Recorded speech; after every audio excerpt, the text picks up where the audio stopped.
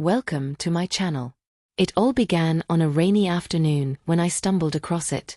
My mom's old jewelry box sat tucked in the corner of her closet, dust motes dancing in the dim light as I pried it open, drawn by some curious, inexplicable pull. Inside, nestled among glittering necklaces and faded bracelets, was a ring unlike anything I had ever seen. The stone glowed faintly, almost imperceptibly, as if holding its own heartbeat.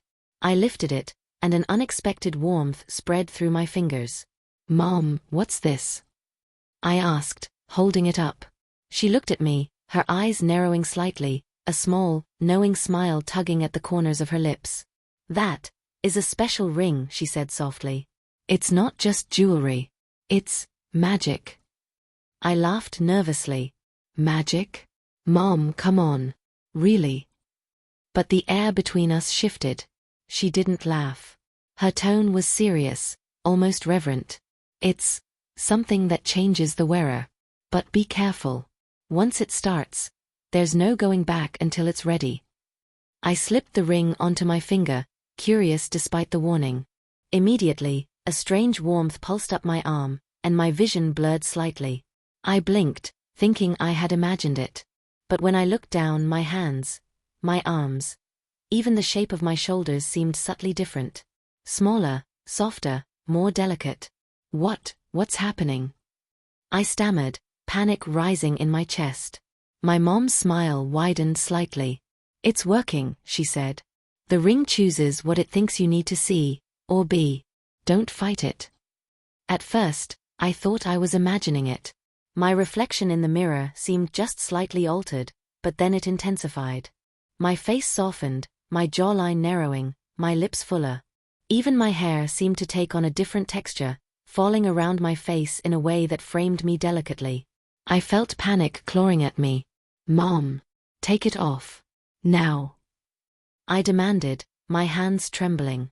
But she shook her head. "It's not about taking it off. You can't force it. You just have to let it guide you." The first few hours were terrifying.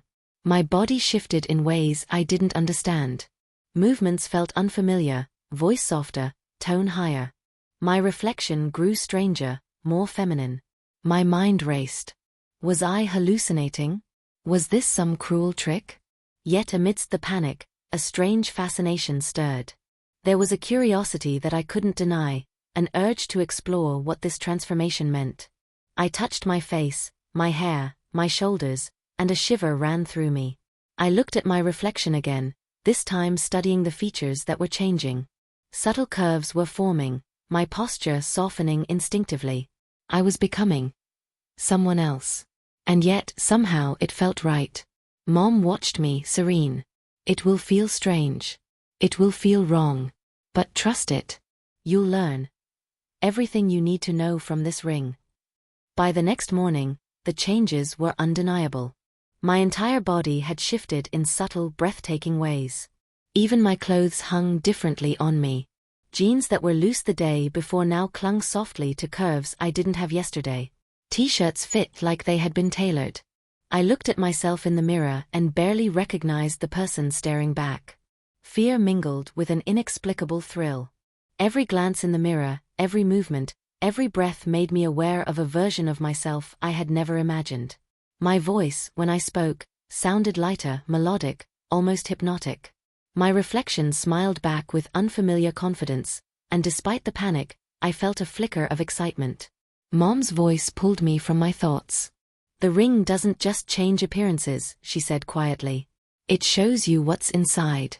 The version of you you didn't know existed.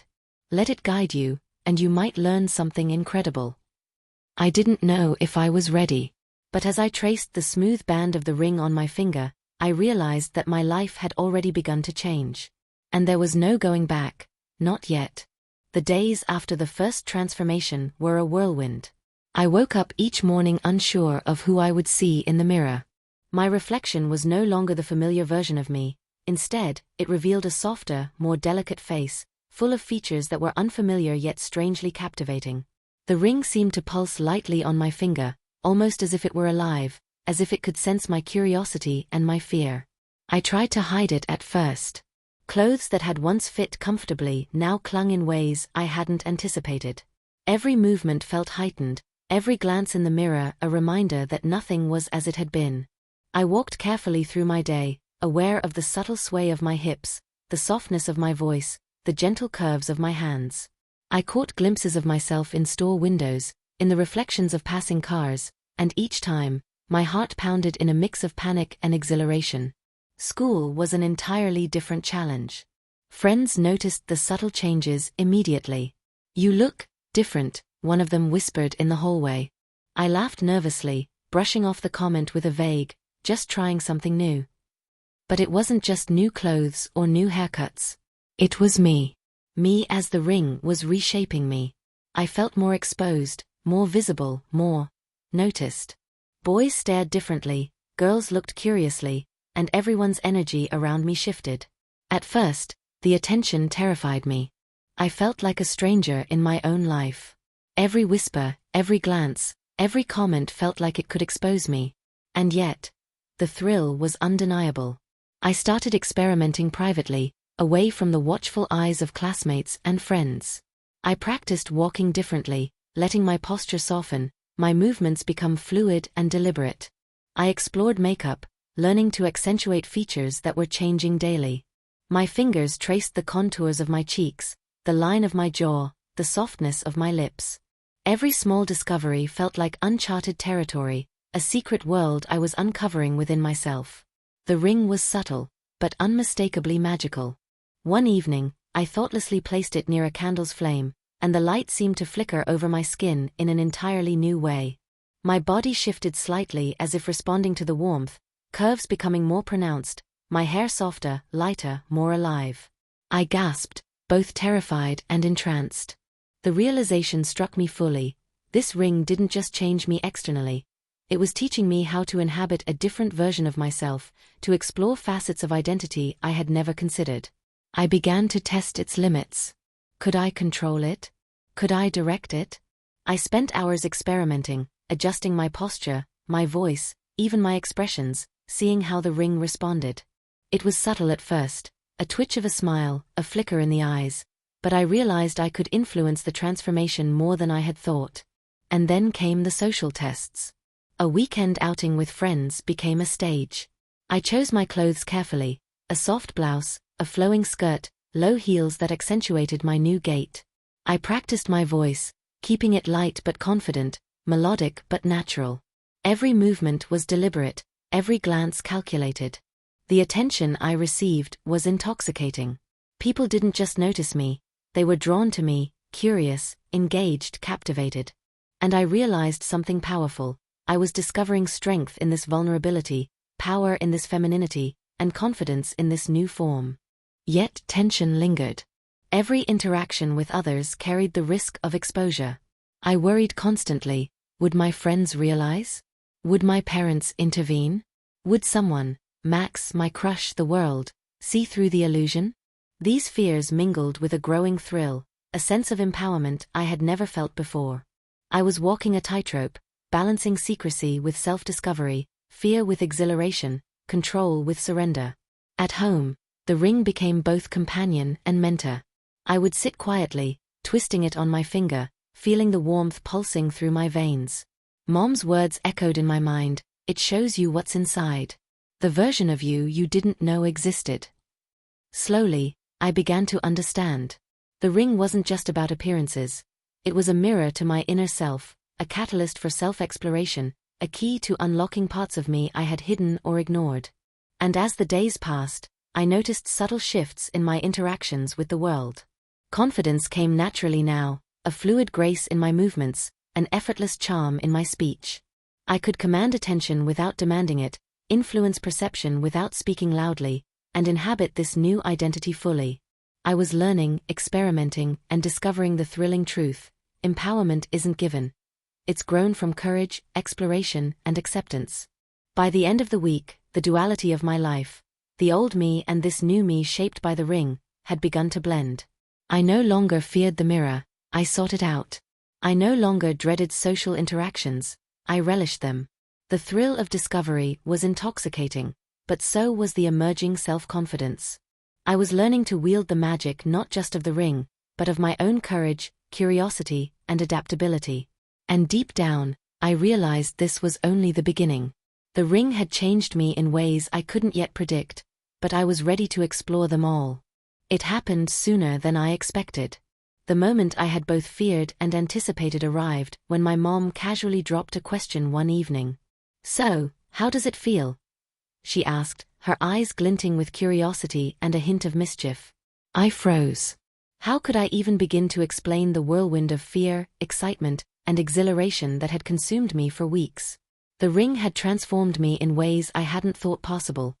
Not just my appearance, but my confidence, my self-perception, even my voice. "It's overwhelming," I admitted finally, my fingers tightening around the ring. "It's like I'm someone else, but also not." Mom nodded knowingly. "Exactly. That's the point. The ring doesn't just change your body, it shows you the version of yourself you haven't allowed to exist. And now it's up to you to decide who you want to be." Her words sent a shiver down my spine. It wasn't just about appearances anymore. It wasn't about playing with identity for fun. It was a choice, a decision, to embrace this new version fully, or to retreat back to the safety of who I was before. I spent the next day alone, standing in front of the mirror for hours. My reflection stared back at me, soft features, gentle curves, a confident posture, eyes that sparkled with curiosity and subtle mischief. I touched my face, traced my jawline, played with my hair. The transformation was no longer frightening. It was exhilarating. And then came the real test, the outside world. Mom suggested a casual outing, just the two of us, to run errands around town. I hesitated, fear gnawing at me. What if people noticed? What if I was exposed? But as I slipped the ring onto my finger and felt its familiar warmth, a sense of courage washed over me. I wasn't just wearing a ring, I was wearing a version of myself I had chosen, a version I wanted to explore fully. Stepping outside, I felt the subtle sway of my hips, the soft rhythm of my movements, the confident tilt of my shoulders. People glanced, some stared, some smiled. I felt a thrill in every look, every whisper. And in that moment, I realized something profound. Empowerment isn't about hiding. It's about being seen, fully and unapologetically. At a small cafe, a stranger complimented me on my outfit. My voice, soft and melodic, replied naturally, "Thank you." The warmth that spread through me was unlike anything I had felt before. It wasn't validation from the world, it was validation from myself. I had claimed this identity, embraced it, and now it felt like home. Returning home, Mom watched me silently, a proud smile on her lips. "You see," she asked softly, "you're not just changed on the outside. You're discovering yourself on the inside." I nodded, feeling a mixture of awe and gratitude.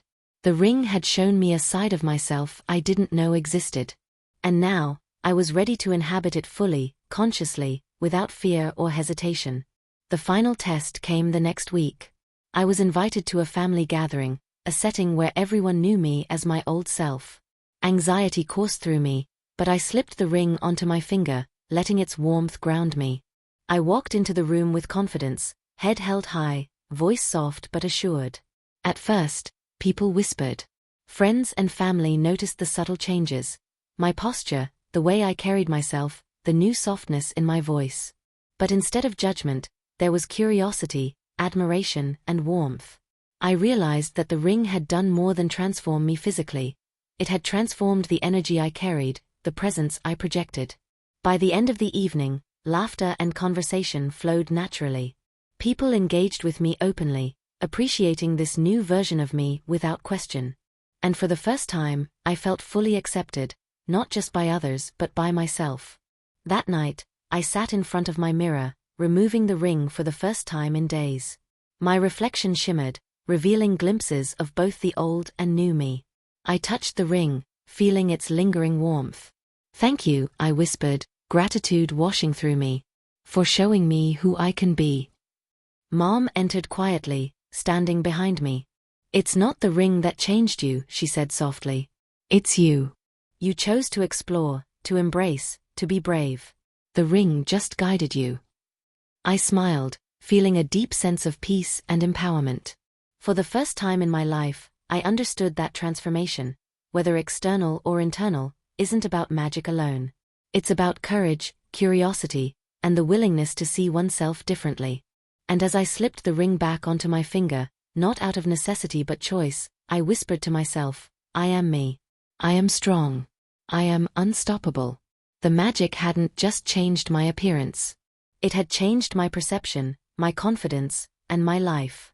And now, I was ready to embrace everything I had discovered, fully and unapologetically.